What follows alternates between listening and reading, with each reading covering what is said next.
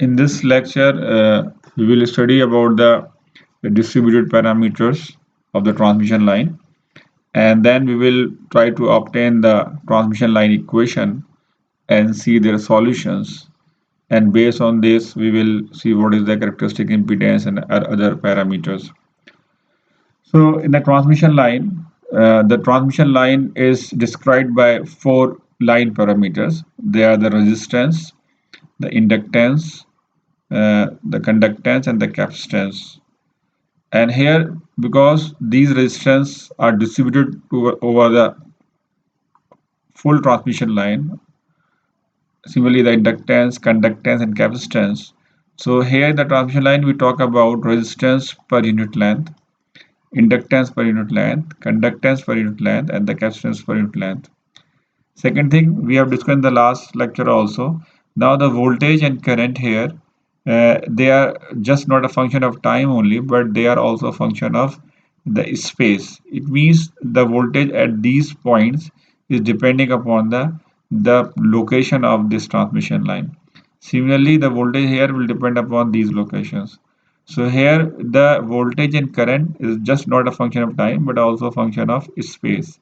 So here we are aligning the transmission line in the z-axis. Let this is the z-axis. So we say that now the current is also depending upon the z direction. So here we now term as Iz, comma t and Vz, comma t. So this is at moment when this is the current and voltage at this point as this z here. So for simplicity, we start with z equals to 0. Let, for example, we have a transmission line with z equals to 0, and at this point, the length of this transmission line is L. So here we have the coordinate z equals to L. Now R and L are called the series parameter because they depend upon the conductivity of this conductor.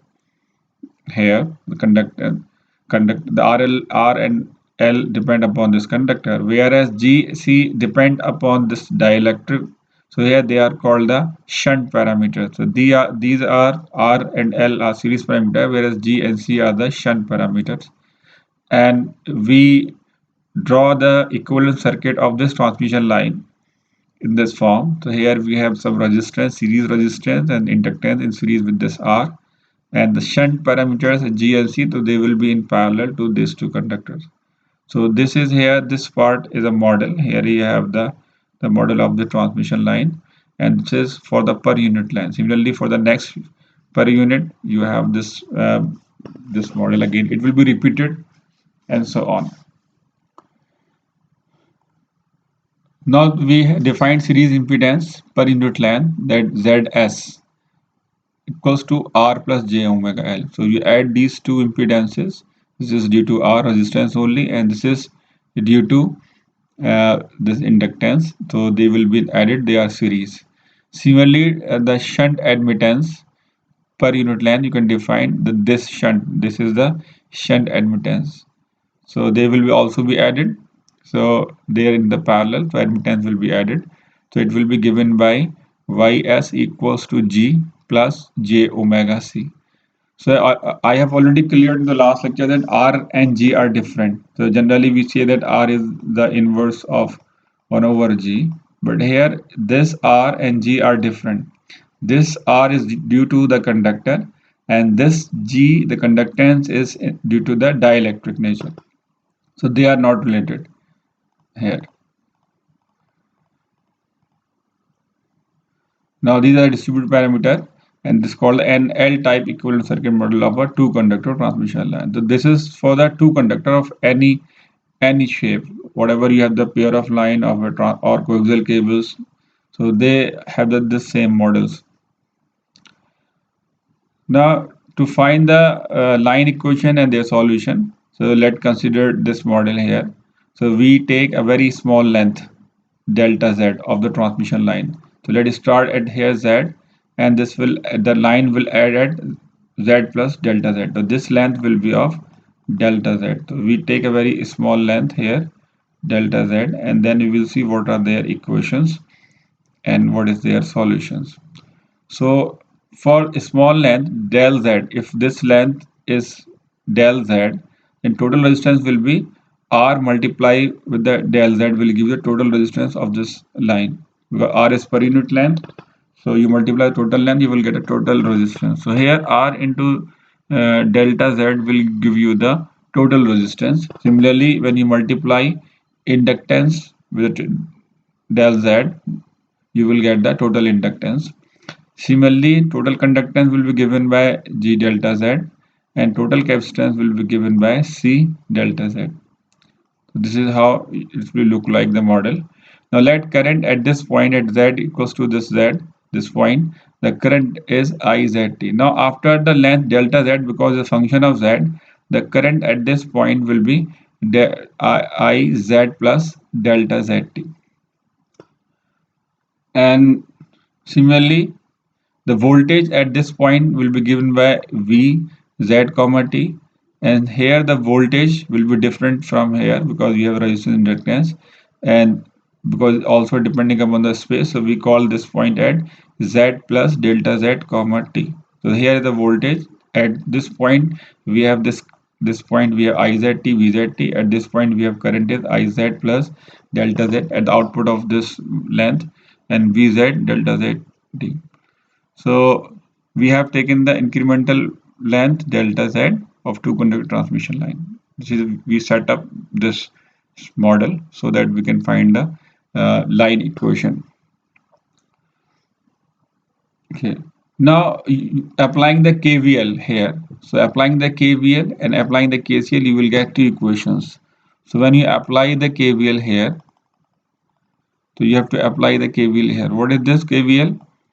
Total voltage in this loop should be 0.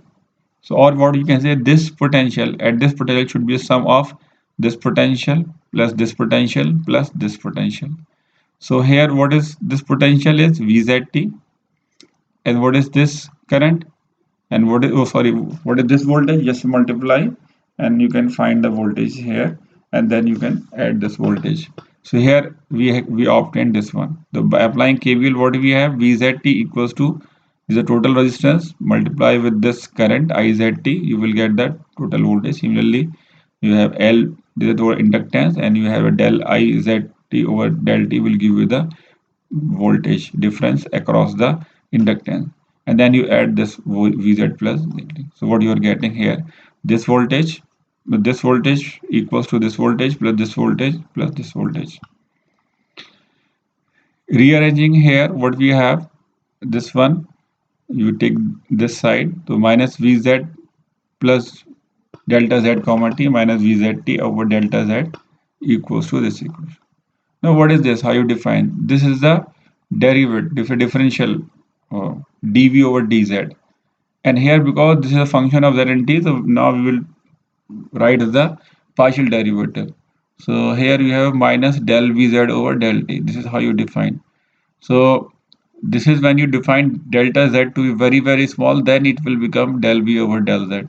So here taking the limits will result this one become the del V over del T. And here IZT remains same, and here you have L del IZT over del T. So this is the first equation what we are getting when you apply the KVL. And similarly, when you apply the KCL, what is KCL? You apply the KCL at this point. The current incoming current is IZT, and outgoing current have two. This is IZ plus LT, and let take some del I is the current which is passing through this shunt admittance, uh, this load. So this is the current. Here you apply del IZT equals to IZ plus ZT at this point minus minus del I. So sorry, plus del I. Here it will be plus. So IZT equals to this plus this. Incoming, these two are outgoing. So again you apply here IZT plus this current, output current here, and the current which is going to the branch shed admittance. So what is del I? You can have just multiplied this admittance with the voltage, and you will get the current here. So this will be voltage, multiply this, will you get the current. Similarly here you can find the current with the capacitor. So when you multiply C del Z with this voltage, then you will get the current passing through the capacitor. Again rearranging, you have this equation, and then when you're taking the limit, this will become the del I over del z. So here will become del I over del z. Now here, as del z is 0, tending to 0, so Vz plus delta z will give you the Vz. So this will give leads to 0. This sorry, z plus delta z will be same as a z, because delta is z is very small. So these two potential Vz and Vz plus delta z will be same. Similarly here again this will become same. So this equation will lead to the Vz comma t, and here we have Vzt. So this is second equation, line equation. Now we want to have the solution of the voltage or current. Now in these two equations we have both current as well as voltages here. Similarly here you have the voltage and current. So we want the equation in one variable so that we can find out its solution. So we need to have, now this is a first differential equation, is a differential equation of first order. So make it the differential equation of the second order and try to find out the equation in one variable. Now before that, what we can do, we generally take the time harmonic signals. So here the time harmonics Vzt can be written as real part of this, is the phasor form of this one, and it is a time part.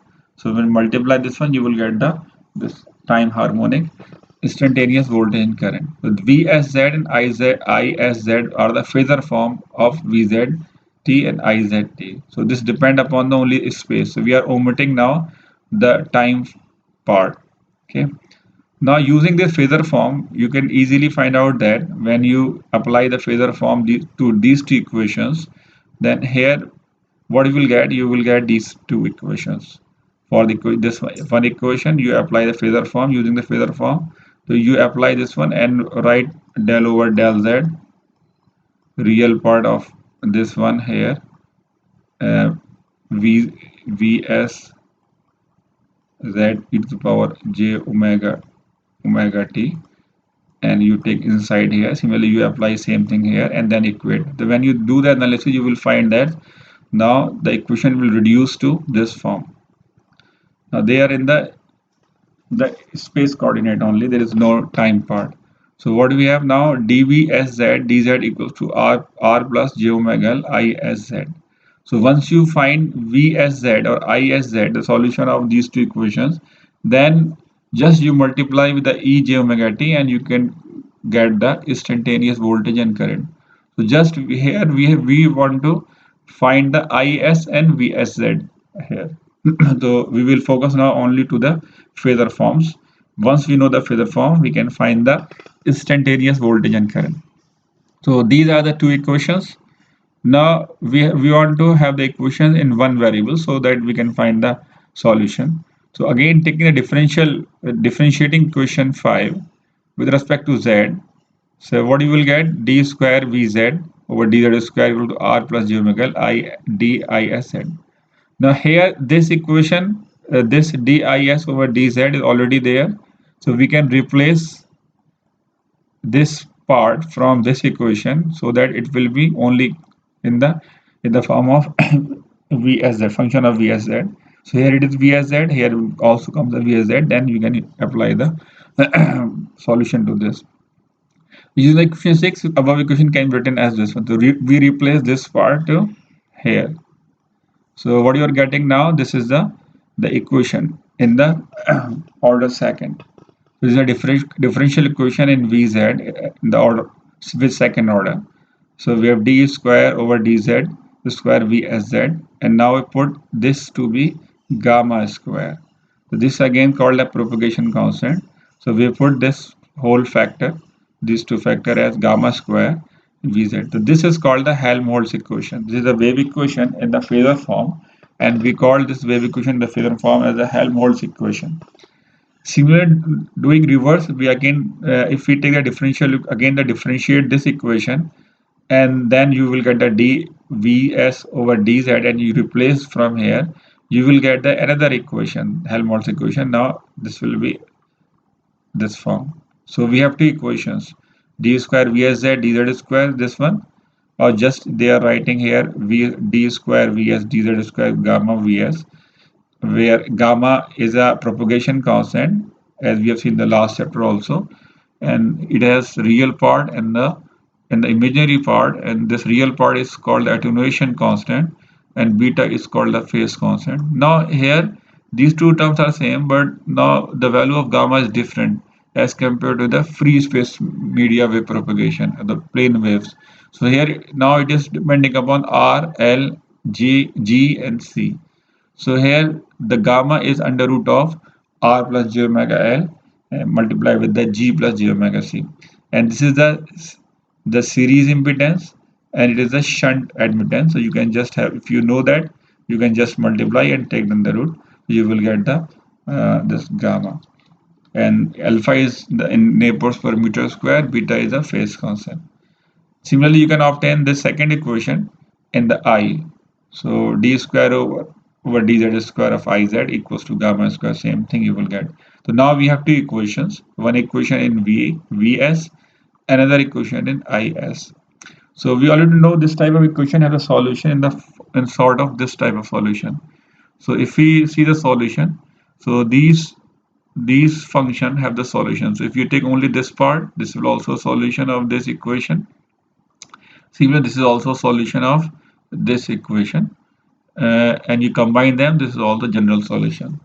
So v as z equals to v naught plus e to the minus gamma z plus v naught is a negative sign in the superscript u.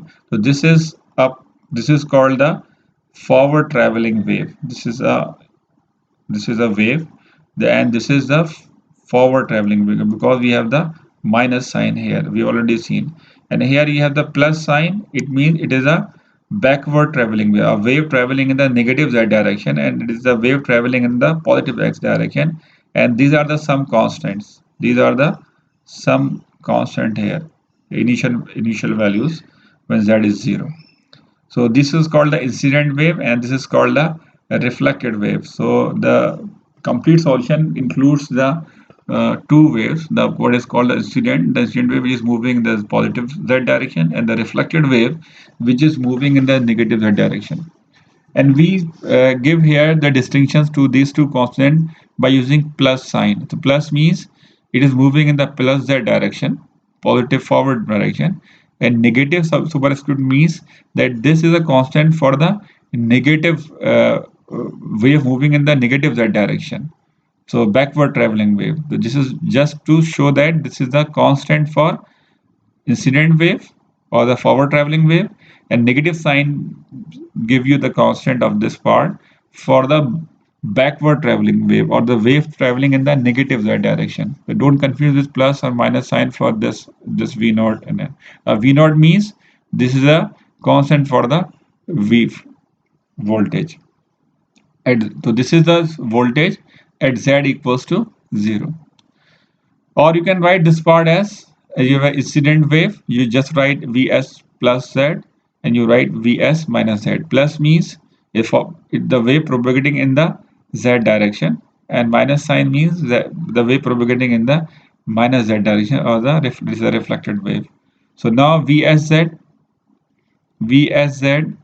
will be given by this forward traveling wave will be equals to V naught plus e to the power minus gamma z. This is a function of z. So as you change the z, this value may change. Similarly, you can have Vs minus z as V naught minus e to the power plus gamma z. If it is plus here, it will be minus. If it is minus, it will be plus. Similarly, the second equation gives you a solution of this type. The current, the function of z equals to I naught plus e to minus gamma. This is also a forward traveling wave, and here is also a backward traveling wave, and the constant I is I naught plus and I naught minus. Same thing as we explained in this part. So where V naught plus, V naught minus, I naught plus, and are wave amplitude, and the plus and minus sign respectively denotes a wave traveling along plus z direction or the minus z direction. And what is V naught plus? V naught plus is just a constant at this is a voltage at when z equals to 0. So this is the voltage of the forward traveling wave at position z equals to 0. Similarly, V naught minus is a voltage amplitude of the wave traveling in the negative z direction at z equals to 0. Okay. So this is how you define this constant here. Now we have here we have minus dv s z dz equals to this one. So you can have this vz is solution. We already know this is a solution. You can put here, and then when you rearrange all those things, so what you are getting iz, you can form the iz. So here you have r plus j omega l iz here. So you can replace here. You can put up z comes there here, and when you rearrange, you will get in this form. And when you again do this one, so what you getting it was minus gamma z, and it was plus gamma z. This is ISZ. This is here you have the IZ, and we already know ISZ have a solution of this type. So IZ is general have a solution this type, and also we are getting this form. So it means I naught plus, and these two will be same. So this is same as here, and this I naught, this will be the same as here. So what it means that this constant, the current amplitude of the wave at z equals to 0 is given by gamma over zs, and this is v naught plus. Okay, so here r plus j omega l is the series impedance, so we have a zs, gamma over zs, and similarly I naught minus is minus gamma over zs here. So now we define the characteristic impedance. This is very important parameter of the transmission line, and this is frequently used in all type of problems concerned with the transmission line. So the characteristic impedance Z0 is very important parameter. So the characteristic impedance Z0 of the line is a ratio of the positive traveling voltage wave to the positive traveling current wave. So here you can add the traveling positive traveling current wave at any point in the line. So if you take Z naught equals to V naught plus over I naught plus, then you have this ratio. So in general, Z naught, if you take at any point, so it will be V naught plus Z, sorry, what we have taken here, we have taken Vs. So this is Vs, and you have the Vs, sorry,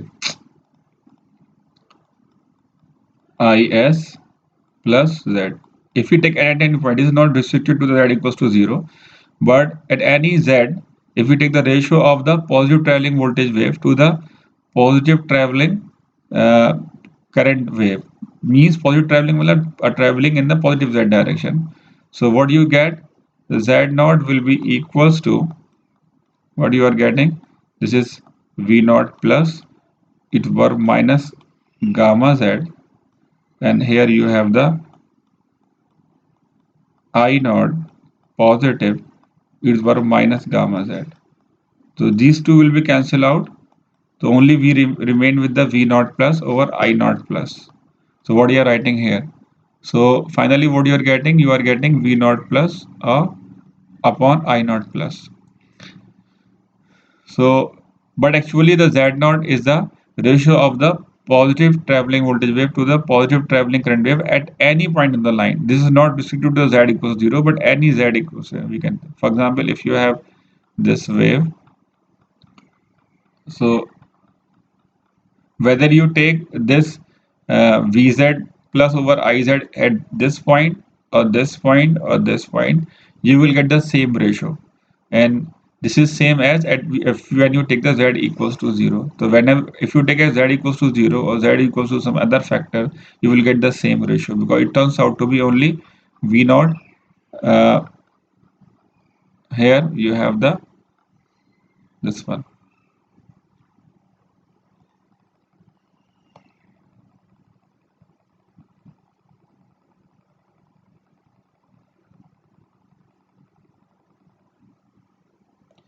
So here solving this ratio, so you have z over, when you take this one, so you have I naught. So if you take this one, this will be zs over gamma. This is zs here, zs over gamma, and gamma is given by under root zs ys, and you open this, you will get this factor. So z naught is given by r plus j omega l and g plus j omega c.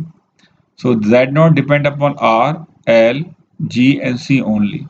So it depends upon the construction of the transmission line, how it is made. It depends, once it is fixed, if the resistance of the per unit length is fixed, the inductance is fixed, the conductance is fixed, and the capacitance is fixed, you will have the z naught of that transmission line will be fixed, and it depend upon the frequency as well.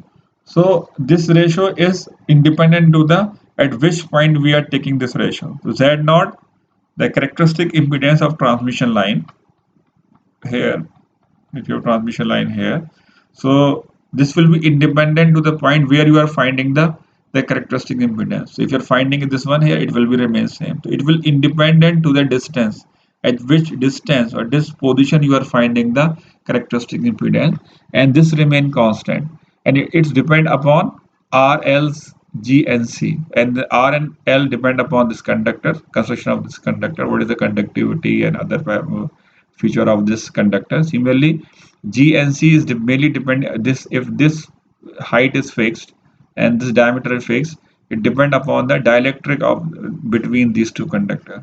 So G and C generally depend upon this dielectric, and R and L will depend upon it. Once they are fixed, the characteristic impedance of the transmission line will be fixed, and it will only vary with the frequency then. So this is a very important ratio and very important impedance, characteristic impedance here. So now this is complex. In general, Z naught is complex because we have the j omega L and j omega C. So the characteristic impedance in general, it is a complex quantity. Then it will have some real part and the imaginary part. So it will have some resistance and it will have some reactive component, and that is X naught here. Or in the phasor, this magnitude and phasor form, what we have the, this is the some magnitude and it will have some phase. So we have, this is a complex quantity. It may have the real part or the imaginary part, or it may have the magnitude or phase. Also, when you take the ratio of V naught minus or I naught minus, it will comes out to minus Z naught. So this ratio is also equals to the minus Z naught. It will be a minus sign here only. The magnitude remains same. So magnitude of this two ratios will remain same. Here it is exactly called as Z naught, and here it is minus Z naught. Remark here some conclusion. Although the magnitude and phase of each propagating wave is a function of z, the ratio of voltage and current of each wave is independent of position and constant equals to z naught. This is very important conclusion. Now z naught is determined by the parameter of transmission line only. They depend upon the R, L, G and C. So when you see in the market, you will see that once the transmission line they are coming in the market, when you see them, they have a specific z naught. Every transmission line is specified with the z naught. They will give you the what is the value of z naught if the of this transmission line. So for each transmission line you can see the data sheets, and you can find the z naught. So similarly we can have the characteristic admittance y naught is defined as 1 upon z naught. So we have the characteristic impedance, and similarly we define the characteristic admittance, which is the inverse of this z naught, y naught equals to z naught. Now z naught depend upon the frequency of operation in general. So they depend upon the frequency. So I stop it here. In the next lecture we will see what is the distortion-less lines, and what are the other form, what are the simultaneous expressions, voltage and other parameters.